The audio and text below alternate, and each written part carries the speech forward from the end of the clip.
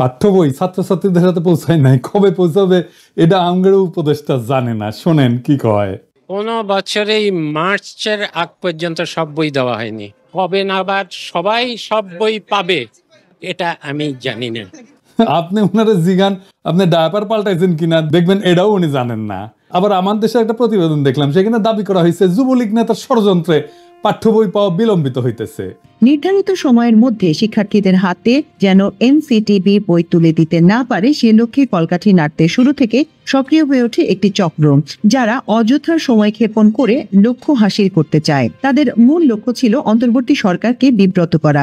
বিভিন্ন গোয়েন্দা সংস্থা ও এনসিটিবির কর্মকর্তাদের সঙ্গে কথা বলে এর সত্যতা মিলেছে। মুদ্রণ শিল্প সমিতির সাবেক সভাপতি এবং যুবলীগ নেতা জহুরুল ইসলাম পাঠ্যপুস্তক নিয়ে সরকারকে বিব্রত করতে প্রথম থেকেই সক্রিয় হয়ে ওঠেন। এরই অংশ হিসেবে সরকারের বিনামূল্যের পাঠ্য বই মুদ্রণের জন্য 25 মার্চ পর্যন্ত সময় চেয়ে শিক্ষা উপদেষ্টা বরাবর চিঠি পাঠিয়েছিলেন মুদ্রণ শিল্প সমিতির সিনিয়র ভাইস চেয়ারম্যান জুনাইদুল্লাহ আল মাহফুজ। এ নিয়ে ব্যাপক আলোচনার পর তড়িঘড়ি করে সংবাদ সম্মেলন ডেকে ক্ষমা চান মাহফুজ এবং সমিতির প্যাডে চিঠিটি যাওয়ায় নিজের দায় স্বীকার করে ক্ষমা চেয়েছেন সমিতির সভাপতি রাব্বানী জাব্বারও। রাব্বানী সাবেক ডাক ও টেলিযোগাযোগ মন্ত্রী মোস্তফা জাব্বারের আপন ভাই। আওয়ামী লীগের মন্ত্রী স্টিভ জাব্বারের ভাইরে দেওয়া হয়েছে বই ছাপানোর দায়িত্ব, রাব্বানী জাব্বার তো এই হবে না।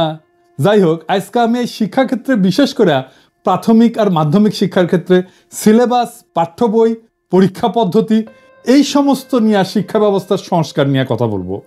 শিক্ষা সংস্কার নিয়ে কথা বলার আগে দুটো জিনিস নিয়ে একটু কথা বলে নিই, এটার সাথে সম্পৃক্ত।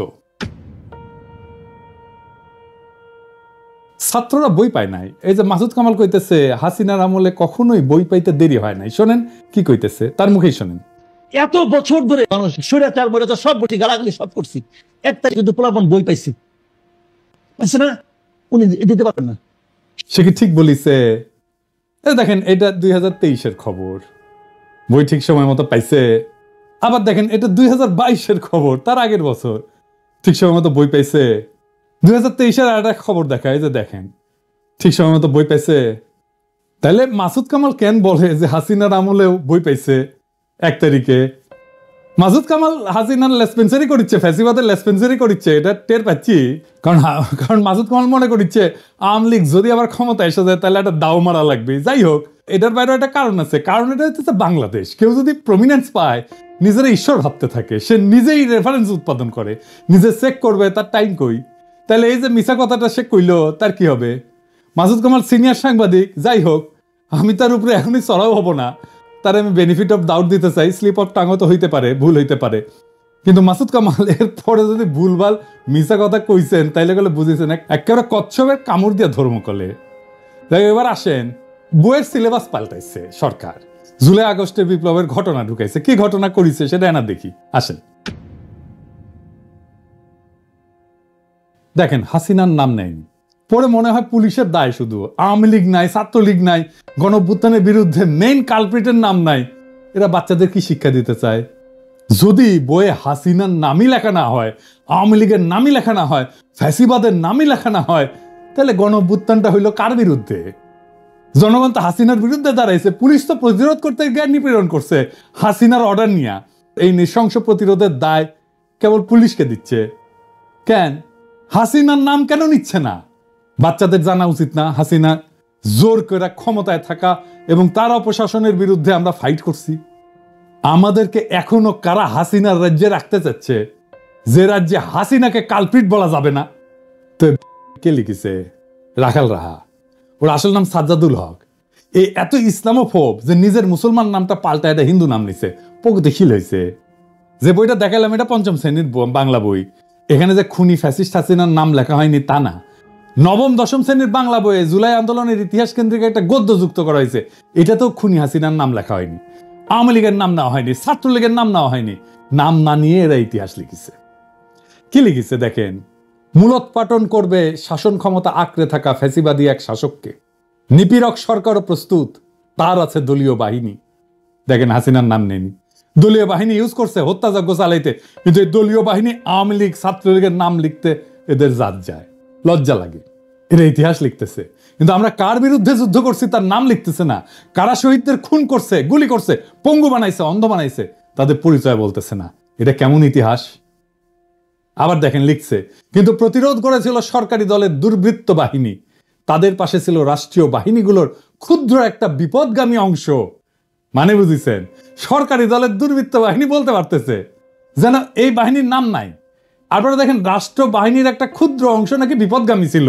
হ্যাঁ, হাই সেলুকাস, যেখানে আস্ত একটা পুলিশ বাহিনী, আস্ত র্যাব, ডিজিএফআই, এনএসআই, ডিবি জনগণের বিরুদ্ধে দাঁড়াইছে, সেখানে ক্ষুদ্র একটা বিপদগামী অংশ নাকি দাঁড়াইছে।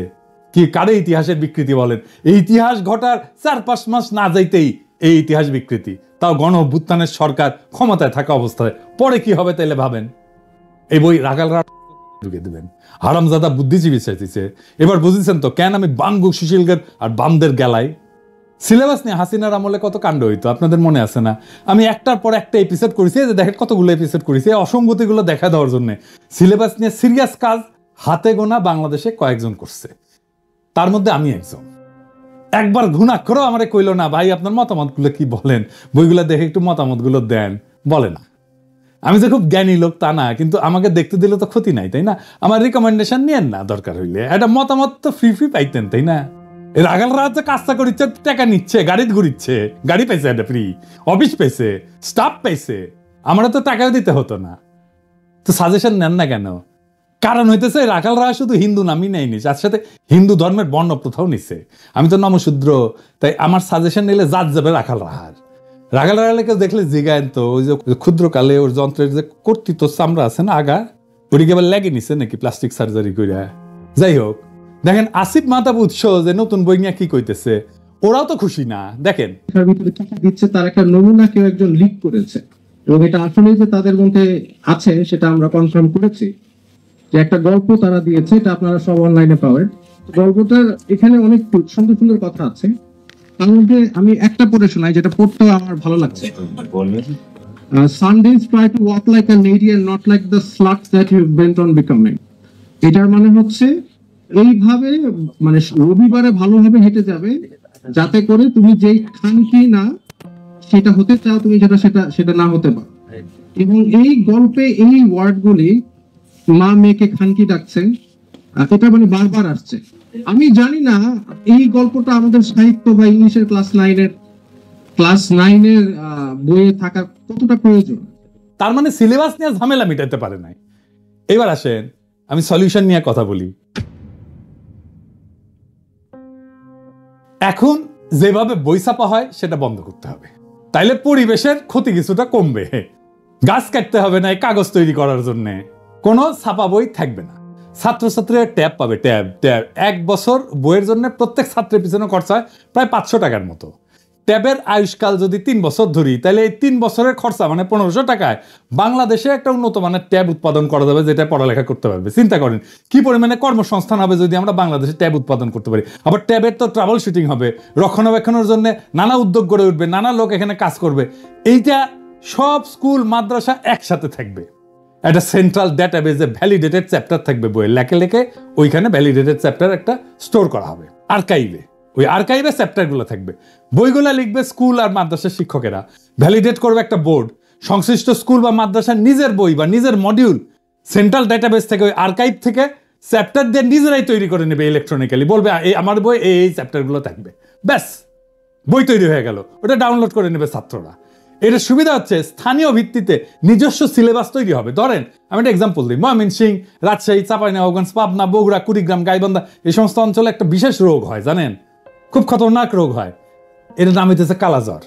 এইখানে কালাজ্বরের কিভাবে প্রতিরোধ করা যায়, কালাজ্বরের রোগীকে কিভাবে আইডেন্টিফাই করা যায়, সেই বিষয়গুলো যদি ওই অঞ্চলের বইগুলোতে থাকে, তাইলে চিন্তা করেন ওই অঞ্চলের ছেলে মেয়েগুলো যায় না উঠবে কিভাবে এই রোগটাকে সামলানো যায়। স্থানীয় অঞ্চলের সংস্কৃতি স্থানীয় স্কুলে পড়ানো হবে। ধরা যাক ময়মনসিংহ গীতিকা, এটা পড়ানো হবে ময়মনসিংহ অঞ্চলের স্কুলগুলোতে। লবণাক্ততা, এটা থেকে বাঁচার উপায়, এটা পড়ানো হবে উপকূল অঞ্চলে। চাঁপাইনবাবগঞ্জে পড়ানো হবে গম্ভীরা, স্থানীয় সংস্কৃতি। কালাই রুটি, পার্বত্য চট্টগ্রামে ম্যালেরিয়া পড়ানো হবে। অত্যন্ত রিচ কারিকুলাম তৈরি করতে পারবো আমরা। স্কুলের শিক্ষক আর স্থানীয় স্কুল কমিটি তাদের বই ঠিক করে নেবে। বইয়ের সাথে সাথে কয়েক হাজার প্রশ্নও তৈরি করা থাকবে। এই প্রশ্ন করার জন্য কোনো ঝামেলার দরকার নাই, চ্যাটজিপিটিতে বইটা আপলোড করে দিয়ে বললেই হবে এই বই থেকে 2000 প্রশ্ন তৈরি করে দাও, উত্তরও তৈরি করে দাও, তাইলে তারা প্রশ্ন তৈরি করে দেবে, উত্তরও তৈরি করে দেবে। বইয়ের চ্যাপ্টারের ভ্যালিডিটি থাকবে 3 বছর। প্রত্যেক বছর এই আর্কাইভে নতুন নতুন চ্যাপ্টার তৈরি হবে আর যুক্ত হবে। স্কুলে কম্পিটিশন হবে বইয়ের চ্যাপ্টার লেখার জন্য ছাত্রদের মধ্যে। ছাত্ররাই লিখবে নিজেদের বইয়ের চ্যাপ্টার। ক্লাস 9-এর ছাত্ররা তো অবশ্যই ক্লাস 8-এর ছাত্র বই লিখতে পারবে, তাই না? আমরা সেরা চ্যাপ্টারগুলো সারা দেশ থেকে বের করে নিয়ে এসে আর্কাইভে রাখবো। সারা দেশের স্কুল ছাত্ররা যদি লেখে, তার মধ্যে থেকে আমরা নিশ্চয়ই 10-12টা ভালো চ্যাপ্টার পাবো যারা ভালো লিখছে। প্রত্যেক চ্যাপ্টারের জন্য অনলাইন টিচিং মডিউল তৈরি করব অনলাইনে। সেইখান থেকে মূলত শিখবে ছাত্ররা। আমাদের কোয়ালিটি শিক্ষকের সমস্যা কমবে, একজন লক্ষ লক্ষ ছাত্রকে পড়াইতে পারবে। সেরা শিক্ষকেরা টিচিং মডিউল তৈরি করবে। সারা দেশে একই রকমের শিক্ষার মান নিশ্চিত হবে। পরীক্ষা হবে ইলেকট্রনিক্যালি। কিভাবে?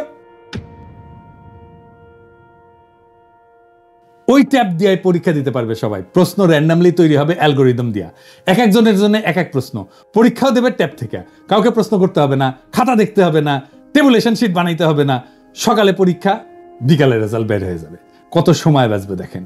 পুরা শিক্ষা ব্যবস্থা নিয়ে, সিলেবাস নিয়ে বেশিরভাগ সমস্যার সমাধান হয়ে যাবে। রাখাল রাহাদের রাহাজানি থামবে। আমরা অনেক গুরুত্বপূর্ণ বিষয়ে নজর দিতে পারবো এইটা অল্প সময়ের মধ্যে সম্পন্ন করতে পারলে। এখন প্রশ্ন হচ্ছে, এইটা কি বাস্তবায়ন করবে এই সরকার? এই সরকার তো কিছুই করে না, কিন্তু বলতে তো অসুবিধা নাই। আমাদের স্বপ্নটা জাগায় রাখতে হবে। আমাদের জাতিকে বুঝাইতে হবে আমাদের সম্ভাবনাটা কত বিশাল। আমাদের সমস্যা যাই থাক, তার সৃজনশীল সমাধান আছে। একদিন না হয় একদিন এই সমাধান বাস্তবায়িত হবে। ততদিন স্বপ্নকে জাগায় রাখতে হবে আমাদের। আমরা স্বপ্ন দেখি এমন এক বাংলাদেশে যেখানে শিক্ষার জন্য অপেক্ষা করতে হয় না, যেখানে পাঠ্য বই বিতরণে অব্যবস্থাপনার শিকার হইতে হয় না। আমরা স্বপ্ন দেখি এমন একটা শিক্ষা ব্যবস্থা যা শুধু জীবিকা অর্জনের পথ দেখায় না, বরং সৃজনশীলতা, উদ্ভাবনী শক্তি এবং আত্মমর্যাদা জাগায় তোলে। আমাদের স্বপ্ন একটা বিপ্লবের, সৃজনশীল বিপ্লবের। এই বিপ্লব কোনো বন্দুকের গুলিতে না, কোনো আন্দোলনে না, কোনো প্রতিবাদের মিছিলে না। এটা হবে আমাদের চিন্তায়, আমাদের দৃষ্টিভঙ্গিতে, আমাদের কর্মের মাধ্যমে বিপ্লব। আমরা বিশ্বাস করি প্রত্যেকটা শিশু একটা সম্ভাবনার প্রদীপ। আমাদের কাজ সেই প্রদীপের আলোকে জ্বালানো। তাদের হাতে কেবল সঠিক বই তুলে দেওয়া না, বরং এমন একটা শিক্ষার প্ল্যাটফর্ম দেওয়া যেখানে তারা নিজেদের শ্রেষ্ঠ সংস্করণ হয়ে উঠতে পারবে, সেই তার বেস্ট ভার্সন হয়ে উঠবে। আমরা চাই প্রত্যেকটা শিশু জানুক যে তারা কেবল ভবিষ্যতের অংশ না, তারা নিজেরাই ভবিষ্যৎ। এই শিক্ষা ব্যবস্থা তাদের আত্মবিশ্বাস, সৃজনশীলতা এবং নেতৃত্বের গুণাবলী গড়ে তুলবে। তারা শুধু স্বপ্নই দেখবে না, তারা স্বপ্ন বাস্তবায়নও করতে শিখবে। এই বিপ্লব আমাদেরকে শুরু করতে হবে। আমাদের চিন্তা, কথা এবং কাজের মাধ্যমে আমরা সেই আগুন চারিদিকে ছড়ায় দেব। আমরা প্রমাণ করব শিক্ষা শুধু এক প্রজন্মকে না, পুরা জাতিকে বদলায় দিতে পারে। আসেন আমরা এই স্বপ্নের অংশ হই। আসেন আমরা সৃজনশীল বিপ্লবের সৈনিক হই। ইনকিলাব জিন্দাবাদ।